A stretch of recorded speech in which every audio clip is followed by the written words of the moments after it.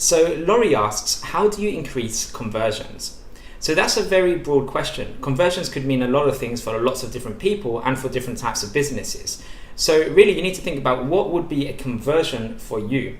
And whatever that conversion is, you need to think about, okay, where is the beginning? Where do people start from? And where is the end goal that you want to take people to? So for most people that I speak to, the beginning is someone that has never heard about your business, your service, your offer, your product, whatever it is. They've never heard about you before.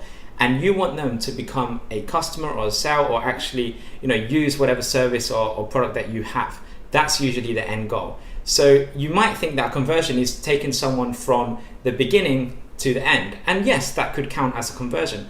But actually, there's lots of little conversions that will happen before that massive conversion actually takes place. And what I would recommend you do is you focus on those little conversions to build up to that big conversion where they go from someone who's never heard about you before to someone that actually uses your service or product. So in order to do that, you need to think about, okay, what are the different steps that people need to take to go from someone who's never heard about me to someone that's actually a customer, for example.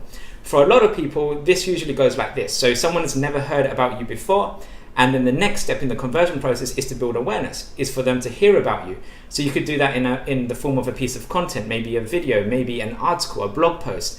It could be a free guide that they can download. It's something that builds up awareness so that they hear about you for the first time. The next stage of the conversion process would most likely be you nurturing that person and nurturing that lead so they build up more trust in what it is that you do, so that eventually they become that step closer and closer to actually becoming a customer.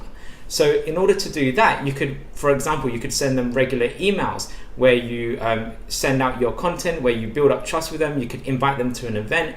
There's lots of different things that you can do to build up trust with those people that are part of your database, so that you can take them from someone that's never heard about you before, or someone that has maybe just read one or two things that you've done and they've started to hear about you, to actually becoming someone that's a loyal customer and someone that's an advocate of what it is that you do.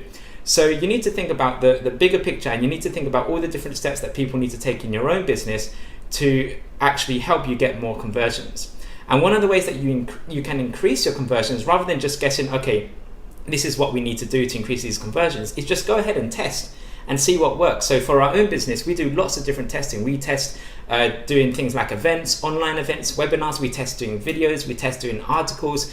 We test lots of different ways that we can see what works better to get people from someone that's never heard about us to someone that has actually become a customer.